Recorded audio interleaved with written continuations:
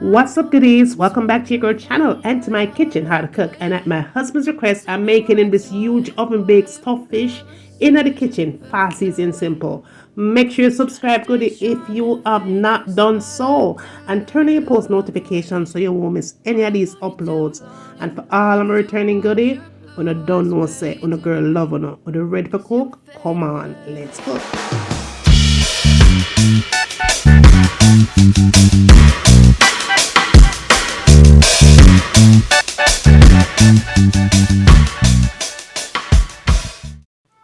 Alright, goodies, on a ready for cook? Well, come on, let's cook. Now, we're going to get into the fish of choice because I know you guys are going to ask me what fish that I purchased for the recipe. Now, I wanted to keep it cheap and affordable and on an extreme friendly budget, so I went to the fish market, of course, and I did purchase this fish. It probably was about $11-13, no, something like that. You can't even barely see it right now, but it was probably about $11 or $13 or something like that I paid for it. It is pretty big. It's really huge, y'all. This is a croaker fish, right? I've used it several times when I'm frying fish like escoviche or anything like that. I always purchase this fish. I've been buying this fish for a long time and it is really good. But I've never bought one this huge. This one was maybe about 6 pounds. As simple as you see it right there, so I want big fish. That was like 6 pounds, y'all. So that is what we're going to be using. And of course, when I'm doing a fish such as like this big, I always like to let it kind of just sit and hang out in cold water. Just kind of run the cold water on it. And let's let it sit for maybe about 15 minutes or so, 15-20 minutes in the cold water before I do anything with it. Now, after that 15 minutes, it pretty much looks like this after that. Just kind of rinse it off. Just let it sit. Not really do not massive treat. Just let it sit for that 15 minutes and then I'm ready to clean it with salt, lemon, and vinegar. That's what I use to clean my fish. You want to be sure that you clean off everything. Even though they washed it in the fish market, you're going to clean it off anyway, all right? All right, so now that my fish is nice and clean, it's time to put slits in it. The slits is going to make sure that the seasoning goes into the fish, down to the very bone, because that's where the flavors are, right? However, if you notice how I sliced the fish, I sliced it all the way to the very top portion of the fish, which is the head. Now, let's season. In a container, I added some salt just for flavor, and then I added some black pepper. Then I added onion powder and garlic powder, and combined the onion and garlic powder with some all-purpose seasoning here, okay? Now, with the all-purpose season, I decided to use my Slap My Mama seasoning. I'm not a fan of it, but I decided to use it anyway. And then I added some fish seasoning. You could always substitute that out with some kind of seafood season or old season or whatever. Then I added some chopped garlic and some homemade green season. And I will try my best to list the homemade season in the description part of this video. Also, you want to go in and add some oil. I'm using sesame seed oil. And of course, you could substitute that out. You go in and you give it a nice little mix. And of course, you could either take away from what I use as seasonings, or you could either add extra if you like. Because if I make a kitchen your own, right? Now, let's season our fish. Now, we're going to start seasoning the fish from the very inside of the fish. Because believe me or not, listen, this is where your flavor starts. So you want to season the fish from the inside and make sure that you get some of that seasoning in the head.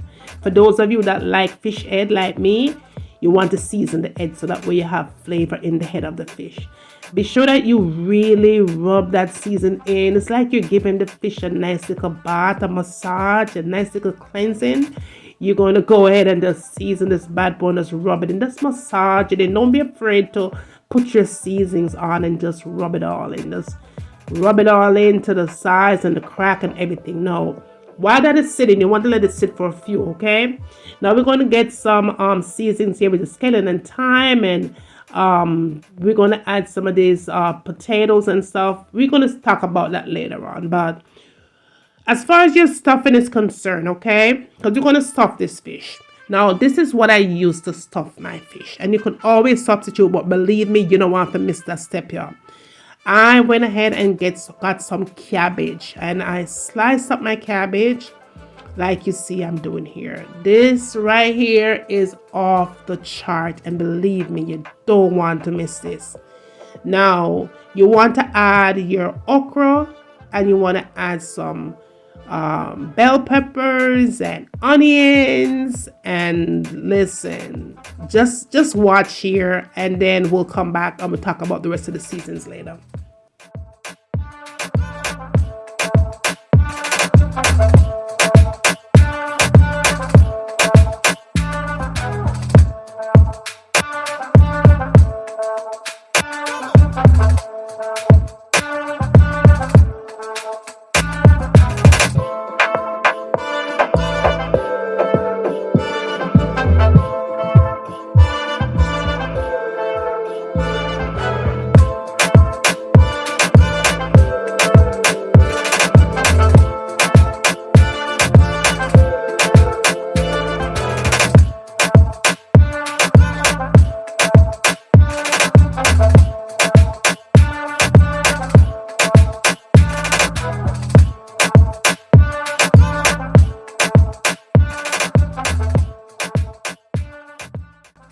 All right, goodies. Moving right along, in a pot, you want to go ahead and add some oil. Any oil of your choice will do.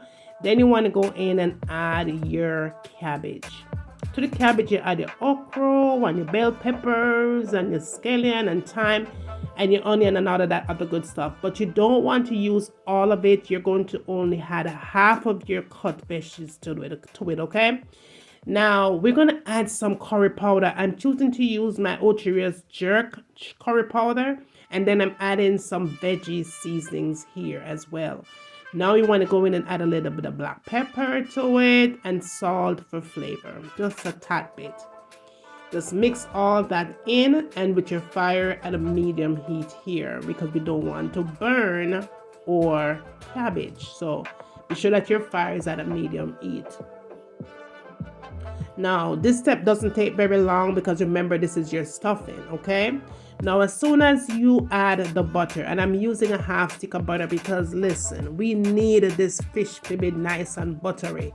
After about, I'll say 5, 6, 7 minutes or so, that is done. You turn it off, turn the heat off. Now we are going to lay our fish on foil, okay? I'm using a massive foil paper here because I want to be sure that when I close this bad boy up, it is locked and secure, okay? Now go in and add your steamed cabbage and veggies into the inside of the fish. Just stuff it really, really nice and tight, and be sure that you get your veggies inside of the head of the fish. And again, if you guys love fish head like me, you want to make sure so you get them vegetables the inside, and go ahead and add some of the cooked veggies on the top portion of your fish, just like I'm doing here. Now after you have done this, okay, and you have had the veggies on the inside and you put some of the cooked veggies on the outside, this is what you're going to do next. With the remainder of the veggies that you did not put into the pot, you're going to go and add that right there.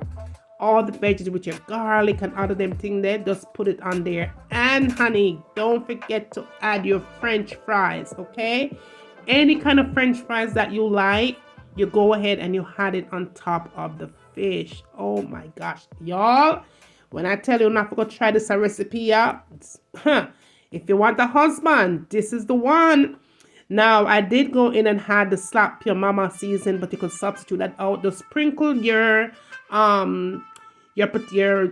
French fries, right? Because you want it to have flavor.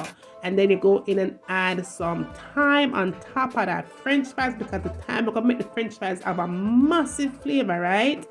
And then your butter. Oh my goodness, butter make everything taste better. So I did had a half a stick, but I sliced every single one. I sliced it up in pieces so that way I could stuff the fish with the butter and put some of that on top of the French fries. And oh, when that melts, that will go right through everything.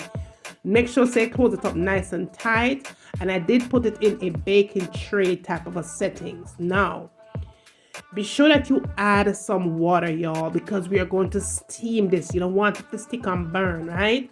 So you're going to steam it. So in your container, you go in and add some water. Make sure you add some water. I did add maybe about a cup of water here, maybe a cup or cup and a half of water, depending on how deep your container is. Go ahead and add your water, put it into the oven and allow it to bake. Now I am going to add some yellow plantains here, some sweet yellow plantains to the recipe.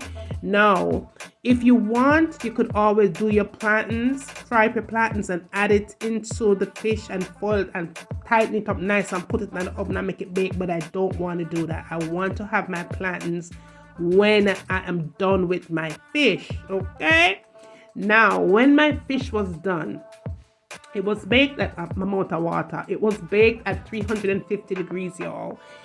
It was baked for about an hour. I let everything just set and bake for an hour. Be sure that you put it in a preheated oven. My husband was so happy. He was ready to dive in, okay? As you could see here, he was not wasting no time, y'all. Look at that.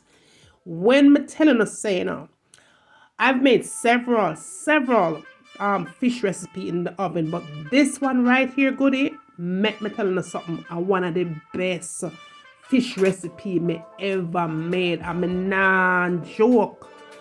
Now, don't forget to add some lemon. Get some lemon and sprinkle that lemon all over your fish when you are done. Okay, my husband was so anxious to eat this thing. He wasn't trying to wait. You see how that thing is full with juice, that natural gravy, that juice from your fish and your veggies. That is all natural stuff, okay? No added no water, no, that's all natural flavors from your veggies and from your fish and from your everything there. Let me tell you something. When I tell you this thing is tasting magnificent, me nah play magnificent, the thing all the way up, okay? Now, as far as our fried plantains, I did add the fried plantains afterwards, but my husband was just so anxious to just start eating, so he was just like, let's just go ahead and just show them how inside the thing look.